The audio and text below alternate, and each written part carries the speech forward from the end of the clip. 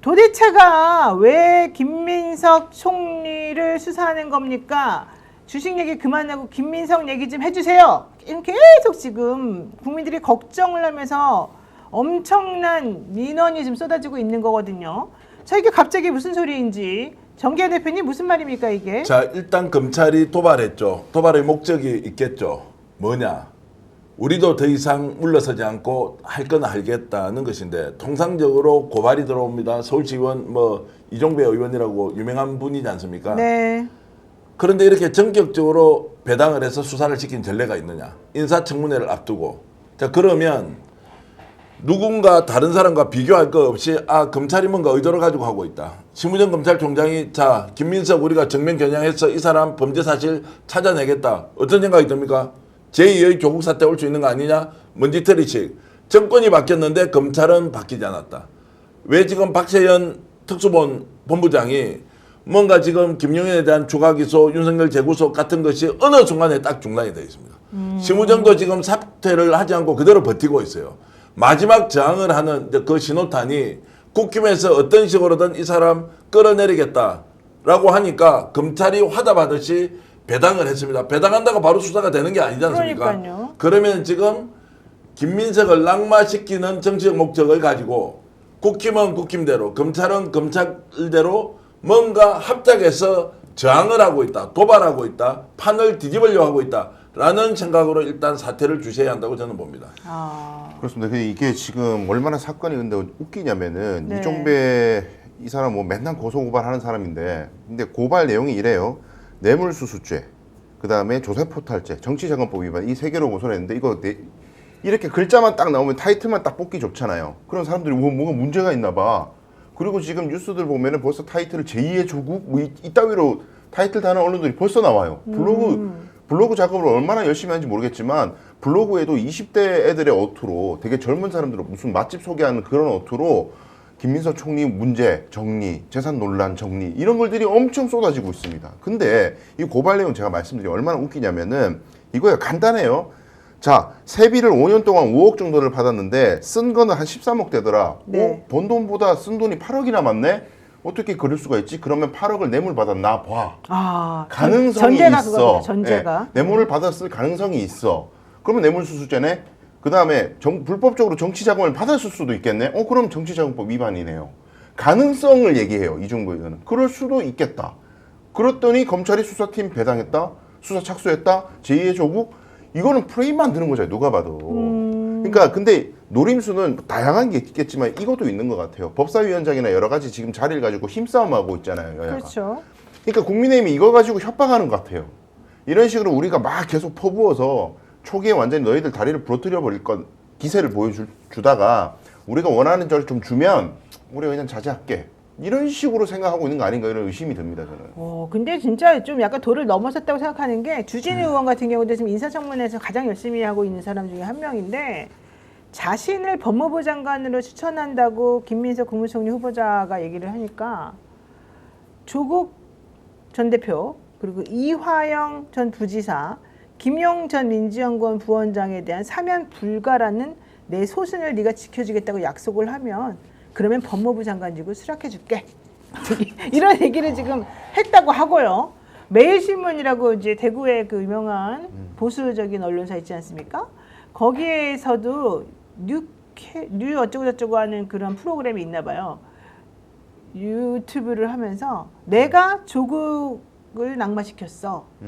김민석 주말 못 버티게 해줄게. 네. 라고 하면서 지금 유튜브로 난리가 났습니다. 썸네일 자체가 이번 주 안에 물러납니다. 네, 이번 주 안에 그런 식으로. 도대체가 이게 무슨 일입니까? 여기 지금 매일신문 뉴스 캐비넷이라고 하는 이런 프로그램이었는데, 김민석 주말 못 버팁니다. 제가 조국 낙마시켰습니다. 이러고 있는 거예요. 그러니까 지금 오늘 그 국정기획위원회에서 검찰 보고를 받았다는데, 네. 수사 기소 분립 공약에 대한 정반대 방향으로 보고했다. 뭐 문건 하나 없이 구두로 보고하려 하다가 뭐 늦게 들었다고 변명을 했지만, 네. 부랴부랴 이제 문건을 내놓았는데 그 문건 내용이 정반대 방향이다. 그러니까 이제 국정기획위원회 회의하면서 황명이가 뭐냐 도대체. 네네네. 자, 이런 이야기들이 이제 난무했다. 자, 그러면 이런 그리고 또 오늘 그 민주당 중앙당사 압색했던 네. 그 검사가 또 오늘 또 보고하러 왔다면서요? 네. 그러니까 여러 장면들이 한편으로는 항명, 한편으로는 총리 후보자에 대해서 빛의 속도로 배당. 이게 주는 어떤 정치 검찰의 함의가 분명히 오늘 하루에 다 드러났다. 자, 그런 그 이제 저항이라 봐야죠, 저항. 네. 자, 저항인지 얕잡아 보는 건지 결국 수사는 검찰이 해체되더라도 검사는 어딘가 배치가 될 것이다. 거기에서 마음 먹으면 당신 정도는 잡아 넣을 수 있다. 라는 이제 오기 같은 것이 발동할 수 있고, 저는 단순하게 이 건이 저항을 하고 있다 이런 것을 좀 뛰어넘어 있다. 너희들이 미간말찍에 하찮은 것들이 개더지 같은 인생 살다가 이제 정권 잡으니까 눈에 보이는 게 없어? 라고 하는 것이 드러나진 않지만 속으로 충분히 그런 생각할 수도 있다. 이게 말이 안 되잖아요. 자, 정치라는 게 금도도 있고 넘어야 될 선, 넘지 않아야 될 게 있는데 지금 이 시점에 정권이 출범하고 총리 지명을 했고 인사청문회를 앞둔 시점에 그것도 대도 안 하는 거 가지고 고발한 걸 가지고 배당해서 한다라고 하면서 준인우가 나와서는 완전히 말장난을 하고 있잖아요. 자, 이거를 그냥 보고 있을 것이냐, 이걸 어떻게 다시 법과제도로서 이들을 통제할 것이냐. 저는 한편으로는 잘 됐다. 검찰을 정말로 완전 해체하는데 누구 말 맞다나 가루 내듯이 해체해서 국민을 위한 정말로 법 집행기관으로 만들어내야 한다. 그거 아니고는 이 사람들이 이렇게 할 리가 없다. 김건희 할 때는 어떻게 했어요? 윤석열 할 때는 어떻게 했어요? 그런데 인사청문회를 앞두고 있고 팩트로 확인된 것도 없고 충분히 소명하겠다고 하는데, 자, 배당을 해서 수사를 하겠다. 그러면 좋다. 너희들 다 걸어라. 죽을 각오로 나와서 해라. 그리고 그것을 가지고 법과 그리고 절차대로 그들에게 책임을 묻는 방법, 더 강력하게 가지 않으면 내란 세력 척결이 안 된다. 이런 생각까지 저는 했습니다. 네, 국민의힘에서는요, 다음 주 김민석 총리 후보자에 대한 인사청문회를 앞두고 김민석 후보자의 재산 형성 과정과 가족 관련 새로운 의혹을 쏟아내며 공세를 이어가고 있는데요. 특히 주진우 의원은 김민석 후보자가 경조사와 출판기념회 2번을 통해서 수억 원대 현금을 받고 재산 등록에 반영하지 않았다라면서 공직자윤리법 그리고 공직선거법 위반이 아니냐, 자진 사퇴하라, 이런 주장을 지금 펼치고 있습니다. 주진우 의원은 자신의 페이스북에서 아직 소명이 안 된 아들 유학비 2억 원을 빼더라도 경조사와 출판 기념회에서 받은 현금의 최소 6억 원이 넘는다. 6억 원의 현금을 집에 쟁여놓고 그때그때 써왔으며 재산 등록은 매년 누락해왔다는 의미가 아니겠느냐. 2차례 총선에서 재산을 공개하면서 현금을 고의로 누락해서 허위사실을 공표했다면 시효는 지났다 하더라도 공직자윤리법을 6차례, 공직선거법을 2차례 위반한 것이다 라고 주장하고 있고요. 이러면서 얘기하는 게 바로 김민석 후보자는 2022년과 2023년 2차례의 출판 기념회를 열어서 현금 6억 원을 벌은 것으로 파악이 되는데 왜 이거 신고 안 했냐, 이런 얘기죠. 근데 김민석 후보자 측의 얘기는 돈이 들어온 것에 대해서는 그때그때 다 소비를 했기 때문에 신고할 수 있는 대상이 이제 아닌 것이고, 출판기념회에서 사용하고, 출판기념회가 있었었고, 그 다음에 경조사, 본인 이제 결혼도 있었었거든요. 그리고 부친상이 있지 않았었습니까?